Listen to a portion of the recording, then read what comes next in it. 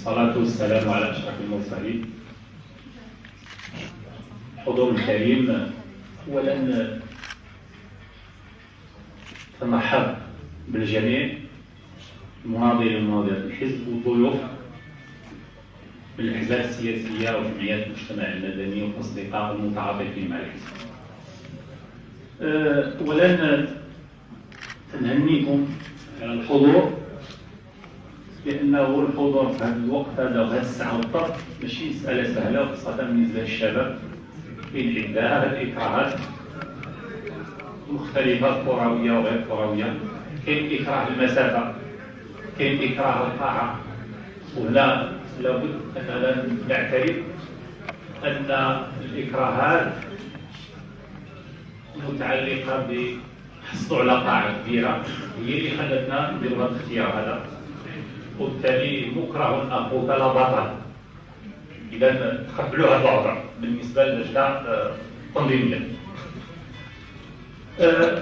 المسألة الثانية ما أشبه اليوم بالأمس، يعني سبقنا ودرنا الأمانة المحلية السابقة في هذه القاعة، ولكن واحد الحجم من الحضور كثر من هذا شوية، لأنه كان ظروف أخرى من غير هذه الظروف، ولكن ربما فئة قليلة غلبت فئة كثيرة. لهذا هذه النخبة المتميزة الحاضرة عندنا فيها الأمل والثقة الكبيرة أنها تشد الدم وترفع راية الحزب والشأن هذا الحزب في هذه المنطقة الجميلة وفي هذه المدينة الأصيلة. وكما تعرفوا أن التنظيم الحزبي في هذا الميناء عرف يعني فينا نقولوا ارتباكات من لحظة التأسيس إلى الآن، بينت على أنه كاين شوية تردد، كاين شوية من عدم استقرار. ولكن اليوم كتحسوا بلي كان إرادة قوية لطي صفحة الماضي وفتح صفحة جديدة والانطلاق في مسار قوي. وكما يعلم الجميع أن الإرادة المرتبطة المضطربة لا تصنع التاريخ، لا تصنع المستقبل، بل المستقبل تصنع الإرادة القوية، الإرادة الصلبة. ولهذا حضوركم الآن وهنا رغم الإكراهات المختلفة هو مؤشر قوي على توفر هذه الإرادة الصلبة، وبالتالي المستقبل بين أيديكم. هذه المدينة الجميلة ذات الشرف الكبير الذي نعرفه جميعا، فلنكن في مستوى هذا الشرف، في مستوى هذه التحديات، في مستوى الاستحقاقات القادمة كما قال الأخ المنعم داري. باعتباري عضو من المكتب السياسي بغيت تحكم غير واحد الفكرة أساسية على الصعيد الوطني، وهو أن المغرب الآن يعيش واحد التجربة غير مسبوقة، أن قوى سياسية كانت في المعارضة كانت ترفع شعارات كبيرة، والأمة المتدنة شعارات. جات الممارسة الديمقراطية وعطاتهم المرتبة الأولى، بداو يمارسوا العمل الحكومي.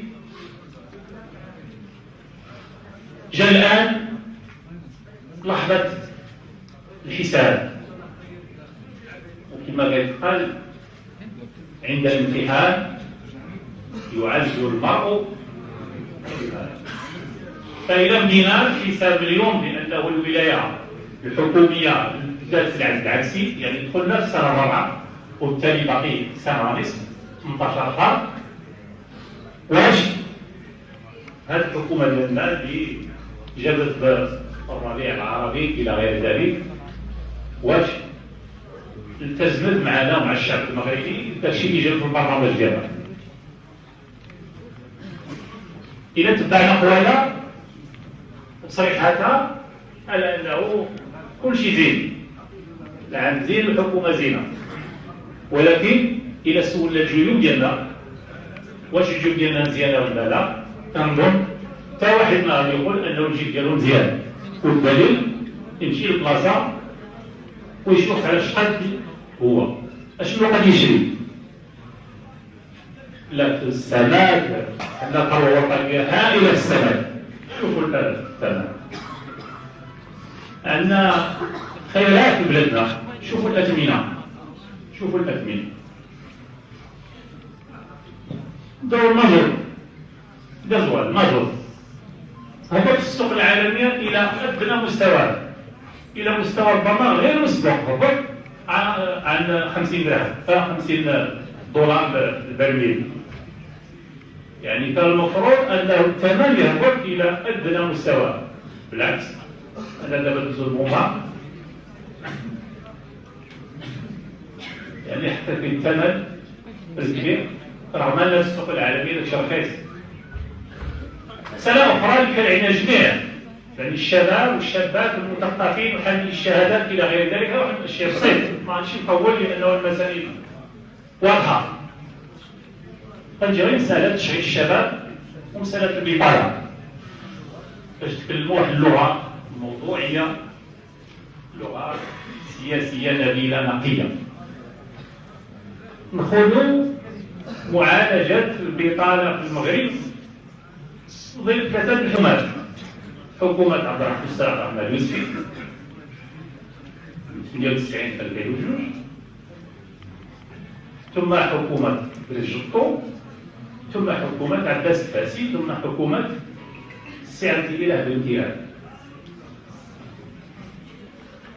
ملي جات حكومة التناوب كانت البطالة. حكومة التناوب دارت مجهود كبير، دارت البطالة هبطت، البطالة هبطت خاصة في الشباب. جا الشطو زاد المجهود، زاد البطالة مازال هبطت. جات حكومة عباس الفاسي رغم ما قيل عنها فيما يتعلق بالبطالة وشغل الشباب هبطت واحد المستوى ملموس جدا. ملي جاو الحكم البطالة عندها طلع. البطالة الآن بلا ارتفاع بالضبط من 2012 2013 2014 و2015 هي رقم طلع. يمكن تكون هذه المسألة عادية وكانت أزمة اقتصادية وكان الإنتاج ديالنا والاقتصاد ديالنا اقتصاد ضعيف. اقتصادنا ليس ضعيفا. هذه 10 سنين والاقتصاد ديالنا تحقق ثروة والإنتاج داك 3.5 4.5% حتى 5، بمعنى كاين خيرات كيوفرها الإنتاج والاقتصاد. وكانت العدالة الاجتماعية هذا الفائض اللي كيوفر الاقتصاد خاصو ينعكس على الأسر الفقيرة وذوي الدخل المحدود وتشغيل الشباب. هذا ما حصلش وهذا هو التناقض الكبير اللي كيبين عجز الحكومة في معالجة المشاكل. عندنا اقتصاد كينتج ثروة وخيرات، وعندنا المشاكل الاجتماعية وخاصة البطالة في ارتفاع. وهذا غير منطقي في الدول، غير منطقي بتاتا في الدول، غير منطقي. علاش؟ لأن الدول اللي فيها الحكومات يعني كفءة قادرة جريئة عندها برامج في المستوى هي اللي تستطيع تخلق ثروة وتعالج المشاكل البلاد من بطالة وغير بطالة. هذا ما حصلش وبالتالي البطالة في ارتفاع وما زالت مستمرة في ارتفاع رغم هذا عن هذا. الاقتصاد ديالنا غادي يوصل لواحد المستوى مرتفع يمكن يتجاوز 5%، لأنه الموسم إلى العام ممتاز جدا. كاين تقديرات اللي تقول غنوصلوا واحد النسبة ما وصلناش ل 20 عام. إذا المشكل فين عندنا؟ ماشي في بلادنا كانت موجودة، المشكل عندنا في الحكومة اللي كتسير عندها الميزانية العامة وعند الإدارة والخبراء والتقنيين ما قداش يعالج المشاكل.